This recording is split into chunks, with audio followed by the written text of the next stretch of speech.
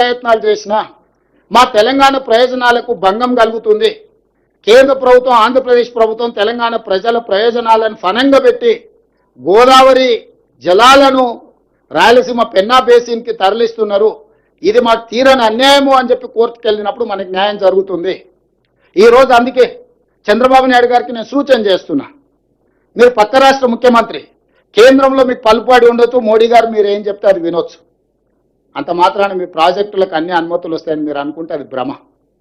అట్లాంటి వాటికి అవకాశం లేదు. తెలంగాణ రాష్ట్ర ప్రజలకు ప్రయోజనాలు కాపాడుకోవడానికి అవసరమైన ప్రణాళిక, వ్యూహరచన స్పష్టంగా ఉన్నది. మేము ఈరోజు వివిధ రాజ్యాంగబద్ధమైన సంస్థలకు మేము ఫిర్యాదులు చేస్తున్నాము. రాజ్యాంగబద్ధమైన సంస్థలు మా హక్కులను కాపాడడానికి, మా హక్కులను మాకు అందించడానికి ముందుకు వస్తే సరే, లేకపోతే న్యాయస్థానానికి వెళ్తాం. అక్కడ కూడా జరగకపోతే ప్రజల దగ్గర పోతాము. అంతిమ నిర్ణేతలు ప్రజల దగ్గర కూడా వెళ్తాము. ఈరోజు నేను వారికి రెండో సూచన చేస్తున్నా.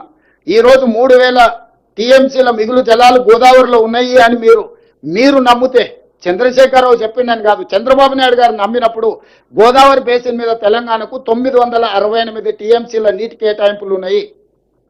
518 టీఎంసీలు ఆంధ్రప్రదేశ్కు ఉంటే 968 టీఎంసీలు తెలంగాణకు అలొకేషన్ ఉన్నది ఉమ్మడి రాష్ట్రంలోనే. మా 968 టీఎంసీల వరకు తెలంగాణ ప్రాజెక్టులకు బ్లాంకెట్గా మీరు ఎన్ఓసి ఇవ్వండి.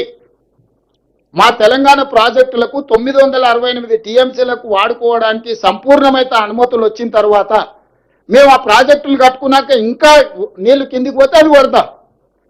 పైన మా సమ్మక్క సారక్క అడ్డం పెడతారు, మా సీతారామకు అడ్డం పెడతారు, మా కాళేశ్వరంకి అడ్డం పెడతారు. గోదావరి బేసిన్ మీద మేము కట్టుకునే ప్రతి ప్రాజెక్టుకు ఆంధ్రప్రదేశ్ అభ్యంతరం పెట్టి ఆ ప్రాజెక్టుల అనుమతులు రాకుండా ఆలస్యం చేసి ఇగో మిగులు జలాలు ఉన్నాయన్నాడు. మిగులు జలాలు ఎట్లున్నాయి? కేసీఆర్ దరిద్రం వల్ల, ఆకలి వల్ల, కేసీఆర్ తెలంగాణకు చేసిన ద్రోహం వల్ల నీళ్లు నీకు వరదొస్తున్నాయి. ఏందయా ద్రోహం? మేడిగడ్డ కూలిపోయింది, సుందీలు అక్కడికి రాలే. ఇక అన్నారం గురించి నేను చెప్పాల్సిన పని లేదు. అవే చక్కగా ఉంటే ఆ నీళ్లు మేము ఎత్తిపోసుకుని ఉంటే నీకు వస్తుండేనో రాకుంటుండేనో లెక్క తెలుస్తుండే.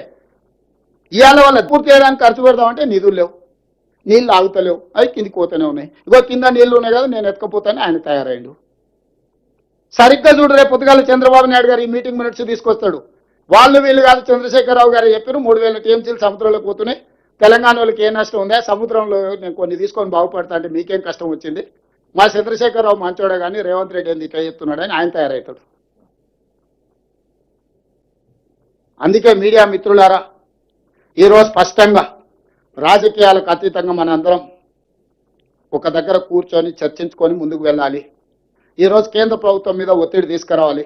మోడీ గారికి చంద్రబాబు నాయుడు గారు అవసరం ఉంది, చంద్రబాబు నాయుడు గారికి గోదావరి జలాల అవసరం ఉంది. ఇది భగవంతుడికి భక్తుడికి అనుసంధానం, అంబికా దర్బార్ భర్త అన్నట్టుగా ఉన్నది. వాళ్ళిద్దరి మధ్యలో అధికారం నీళ్లు పంపకాలు చేసుకుంటే అధికారం నీకు నీళ్లు నాకని. అందుకే ఈరోజు అన్ని వ్యవస్థల దగ్గరికి మేము వెళ్తున్నాము. నాకు ఉత్తమ్ కుమార్ రెడ్డి గారికి ఎలాంటి భేషజాలు లేవు.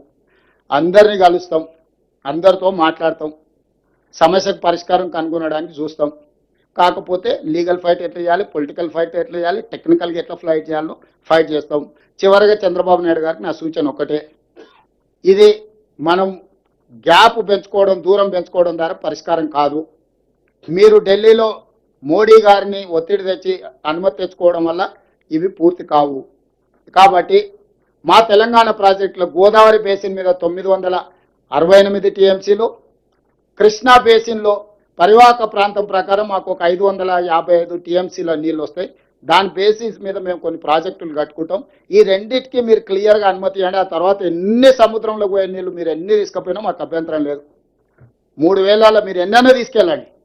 ఓ 1000 టీఎంసీలు దాదాపుగా గోదావరి మీద, ఒక 500 టీఎంసీలు కృష్ణా బేసిన్ మీద మా ప్రాజెక్టులకు మీరు ఎన్ఓసి ఇవ్వండి. ఈ 2 ఎన్ఓసీలు ఇచ్చిన తర్వాత మేము మీ ప్రాజెక్టులకు ఎలాంటి అభ్యంతరం పెట్టము. మా తెలంగాణకు 1500 టీఎంసీలు వస్తే 1,50,00,000 ఎకరాలకు మేము నీళ్లు అందించుకోగలుగుతాం. మా తెలంగాణలో పంటలు పండించుకుంటాం. మీకు మాకు ఎలాంటి సమస్యలు ఉండవు.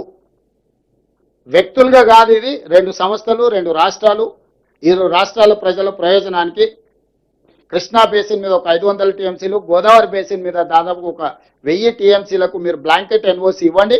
ఆ తర్వాత మీరు ఏ ప్రాజెక్టులు అయినా కట్టుకోండి, మాకు అభ్యంతరం లేదు. కేంద్ర ప్రభుత్వానికి కూడా మా విజ్ఞప్తి ఇదే, శశపిషలు లేవు. కిషన్ రెడ్డి గారు, కేటీఆర్ గారు ఒత్తిడితోటి నువ్వు ఎన్నిసార్లు తప్పించుకుంటావో నీ ఇష్టం. తెలంగాణ ప్రజలు నిశ్చితంగా గమనిస్తారు.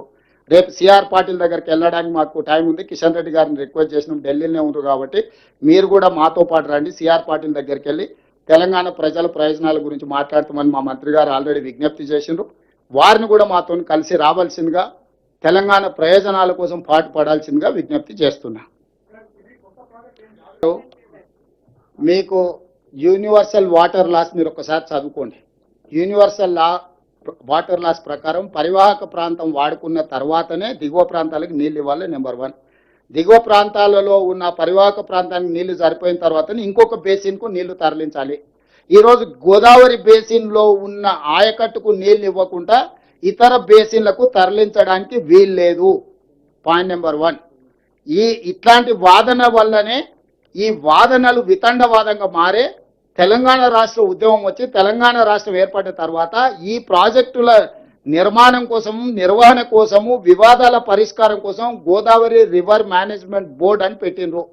అందులో ఆఫీసర్స్ కమిటీ ఉంది, మినిస్టర్స్ లెవెల్ కమిటీ ఉంది, యూనియన్ మినిస్టర్ నేతృత్వంలో ముఖ్యమంత్రుల కమిటీ ఉన్నది. ఈ ప్లాట్ఫామ్లలో ఎక్కడ చర్చించకుండా గోదావరి రివర్ మేనేజ్మెంట్ బోర్డుకి మీరు ప్రాజెక్టు రిపోర్ట్ ఇవ్వకుండా ఆ గోదావరి రివర్ మేనేజ్మెంట్ బోర్డు మాకు లేఖ రాసి మా అభ్యంతరాలను తీసుకున్న తర్వాత ఆ అభ్యంతరాలను నివృత్తి చేసినాకనే ముందుకు వెళ్ళాలి. ఈ ప్రాసెస్ నంతా ఆంధ్రప్రదేశ్ డీవియేట్ చేసి మాకు అధికారం ఉంది, మేము అధికారాన్ని చెలాయిస్తాం, మోడీ గారు మాతో పాటు ఉన్నారు కాబట్టి ఢిల్లీ నుంచే కిందికి దిగుతామని వస్తున్నారు. ఇది మీరు అర్థం చేసుకోవాల్సిన పాయింట్. ఇది నిజంగానే ఆంధ్రప్రదేశ్ వాదనలో బలం ఉంటే చట్టం చేసింది పార్లమెంట్, రివర్ మేనేజ్మెంట్ బోర్డులు ఏర్పాటు చేసి. State Reorganization Act 2014 saying that Godavari River Management Board has to address Godavari issues. Krishna River Management Board has to address Krishna River Management Board issues. Officers level committee, minister level committee, chief minister level headed by Jal Shakti minister. ఈ appropriate ఫోరంలో అయినా ఎక్కడ resolve కాకపోతే legal battle ఉంటుంది. ఈ appropriate ఫోరంలలో ఈ project గురించి చర్చించకుండా సీదా finance minister దగ్గర, సీదా ఎన్విరాన్మెంట్ మినిస్టర్ దగ్గరికి అప్రూవల్ అయినాక కదా పర్యావరణ శాఖ దగ్గరికి వెళ్లాల్సింది. ఇది అప్రూవల్ అయినాక కదా ఆర్థిక శాఖ మంత్రి దగ్గరికి వెళ్లాల్సింది. ఇవన్నిటిని పక్కన పెట్టి ఈరోజు ఆ వైపున ముందుకు వెళ్తున్నారు అని అంటే ఇందులో వాళ్ళు చేస్తున్న వాదనలో లోపం ఉందన్న సంగతి మీరు అర్థం చేసుకోండి.